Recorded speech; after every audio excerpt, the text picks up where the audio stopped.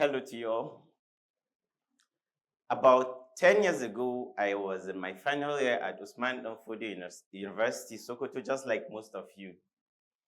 I can still clearly remember how, after one of my exams, I came out of the hall and it was indeed a difficult one. And I said to myself, in na gama degree in nan ko signboard ba zan ƙara karanta ba, which means I would never read. And this will tell you something because it clearly states that I hated what I studied, or let me say I hated reading, because I felt reading was something boring and uninteresting.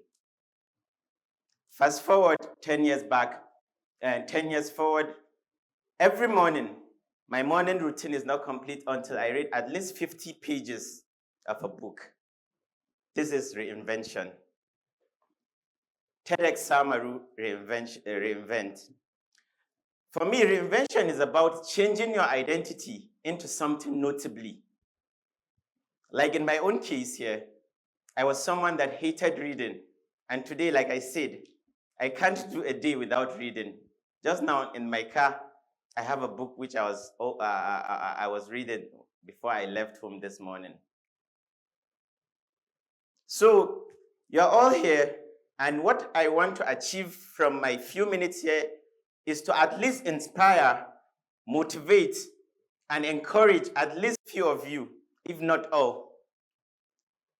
So that as you're going out of here, you're going to tell yourself, I'm reinventing myself. Because more than ever, now it is not even a luxury anymore. It is very, very important for us to reinvent ourselves because of the economic hardship and challenges of the country. Throughout human history, there have been a lot of reinvention, whether you know or don't. From our the first humans who were hunters, for them to get food, they need to go around, kill animals to get what they would eat. And then the first civilization was the farmer age, where people began learning how it is better to plant and feed yourself other than going every day looking for what to eat. And then the next evolution was the industrialization. In the farmer age, that was when the extended family became common, because if I have 10 children, I have better chances of yielding more crops than someone that has just 2 or 3 children.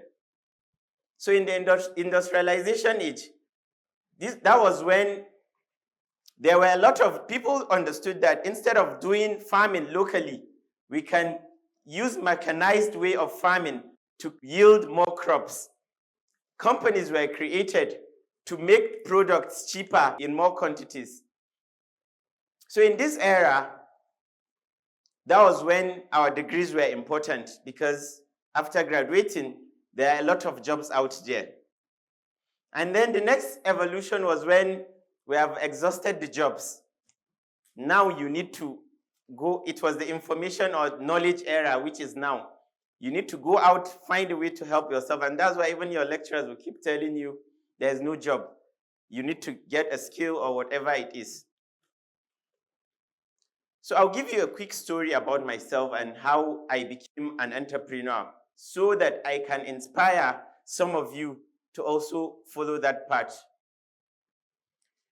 When I went to Usman Danfodio University in 2010, in my wildest dream, I have never thought of becoming an entrepreneur. I'm from an extended family of 19, and I'm the 14th born. The 12 above me, apart from the 2 that were in university when I went, the 12 above me were just like my dad, corporate workers. The norms in our family was go to nursery, primary, secondary, university. After university, Baba will get you a job. That was how all my siblings, that was the path for all my siblings. And I was also destined for that, because I could remember my dream was, after graduating, let me get a job that will pay me 200,000-300,000 naira. I'll be fine by that. That will be a dream job. When I went during my first year, it was a beautiful year. I had a sibling, I had a sister who was in her final year, and you know how ladies are very kind. She'll call me in the morning, Yahyas hostel. I'll go and get some food. When we meet during the day, 500, 1,000. And I had another sister again who was married to a rich person. When I go to their house, if the man works in Abuja, but whenever I am fortunate to meet him in Sokoto, he's around, I will get at least 5 to 10,000 naira. So my first year was very beautiful because I could remember I spent about 30,000 just to buy clothes. When I was going back to my 200 level, Kebbi State, fortunately, I'm from Kebbi State, and Kebbi State normally pays our tuition fee. But you know, students, I told my dad, Ba Adiapa. I collected my registration fee and I went to Kaswambachi in Kaduna. I bought clothes. I could remember my sisters were like, in our university days, some of the guys used 3-4 jeans for the whole semester. You that you are here, you are trying to change, because I was like, I'm changing my whole set of clothes. I don't want to go back with anyone that I did my first year with. But when I went back, my sister has graduated, and my elder sister that was married with her rich husband have relocated to Abuja. And that was when I had a reality check. Because when I came back for my mid-semester break, I wasn't looking like myself. Mama was like, Yahya, me fare nake gani haka.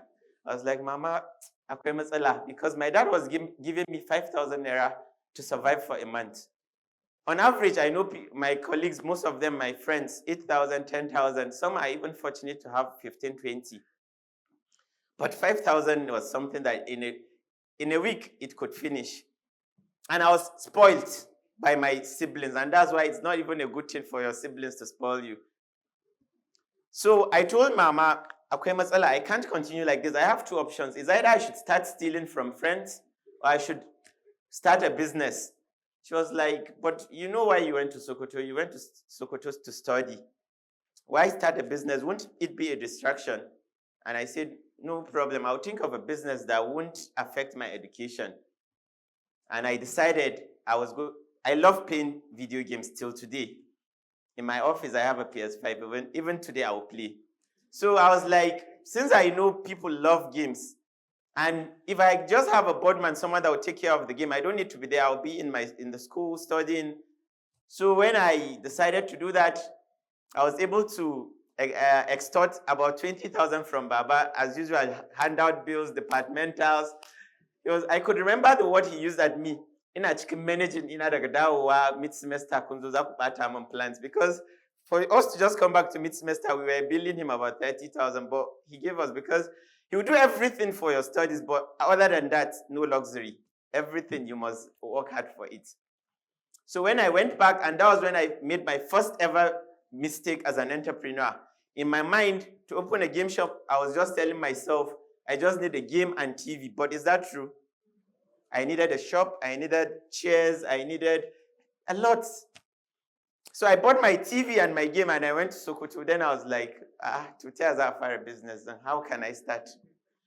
And that was, like I said, that was my first big mistake in entrepreneurship. But we all know, you need to understand that in entrepreneurship, when you are in, there's no going back. You must find solutions. That was how I spent everything I had the bashi. It wasn't a shop. It was a dilapidated building, because at the end of each day, we'll pack the game and everything to a safe place. Fast forward, there were a lot of challenges. I have a little time to list them out, but it wasn't funny. There were days when I would wake up. I can't stay in school because I have spent all the money that I'm supposed to take care of myself. I have a senior brother. He doesn't really do much for me, but at least I can get food from his house. So I was staying with him. There were days when, after my lectures, I don't even have the money to pay for the bike that would take me to that house, 17 naira. I will have to take a risk. I would just stop a bike, take me to Guyo Locust. When we go to the shop, if there was light, because I don't have generator, if there was light and there was sales, I'll collect 17 naira and give. And if there was no light, I'll have to ask the people around, please, Adanti Makam, let me pay, I'll pay you back. It wasn't funny, but I kept resisting, and fast forward, I graduated, and This was the first time I reinvented myself from someone that wasn't thinking about entrepreneurship at all to become an entrepreneur. The second time I reinvented myself again, like I said, changing identity. I came back to Kaduna and I told my senior brother, Nazama entrepreneur, I'm making, sorry, I forgot to mention, my dad was sending me 5,000 in a month. My shop was giving me 5,000 every week. So in a month, I'm making 20K. And I became a big boy. I had junior sister by then and a brother. I'll just say, Kuraba, no problem. I don't want this. Then, after I graduated, like I said, before I graduated, I came back after my 200 level and I was bragging to my elder brother, I'm an entrepreneur. When I told him about what I do, he was like, well, I'm happy you're an entrepreneur, but I will advise you. It is very important that whatever you're going to do, look at it from 3 perspectives. What your religion or what God says about it, because in the end, so what if you have the world but lose your soul? What your religion says about the business you're doing, and secondly, the impact you're making to your customers, and lastly, the profitability. When I checked, well, I'm a Muslim, and there's a verse in Quran that says, وَمَا خَلَقَتُ الْجِنَّ وَالْإِنسَ إِلَّا لِيَعْبُدُونَ. We weren't created to play, and I believe even in Christianity, we were created to worship God. But yes, all work and no play makes Jack a dull boy, but it wasn't really clear to me, so it was 50-50. Secondly, the impact I was making on my customers were mostly 7 to 15-year-old children. Mostly they will send them to school. They will come to my shop. They will steal money to come to my shop. There was a day when I was making the money, I was deaf and I didn't bother. But when he told that to me, I remember there was a day a mother said, Allah is on there, put her name. Like her child was there from 7 a.m. till 11 p.m. So I was like, no, this is wrong. Then lastly, the profitability. So my brother told me, if that business you are doing don't get at least a 2/3 score, you should drop it. So here I was making 20K. I was happy. I'm now a big boy. And now you're telling me my business is not a good business. But like we all say, small steps, start small. I said, okay, I want to change a business, but I can't do it radically just now. It will take steps. So the first step was I would take the game from the town to the hostel. Because in hostel, everyone that is in the university is at least 18, 19, unlike those small children. I did everything. I moved it back.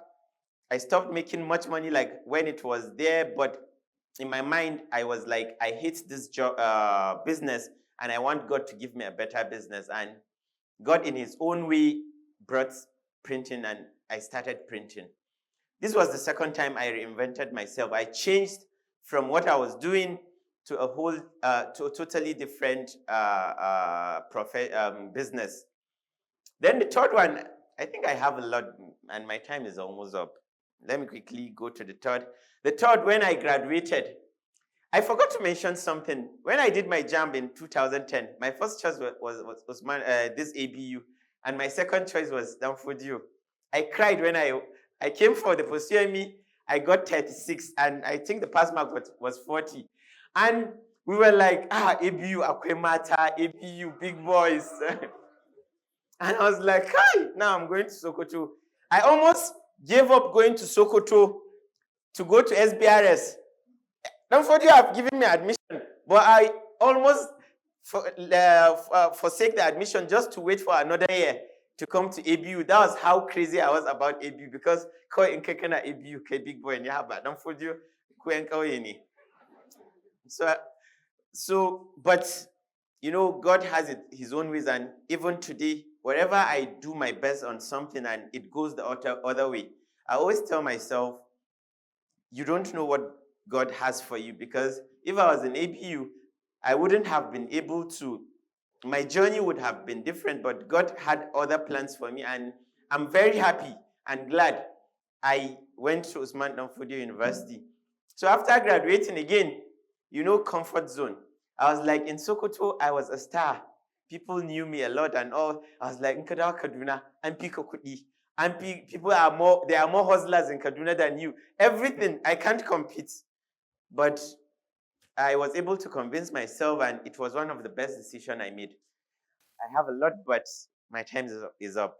Thank you so much, and I wish you all a great day.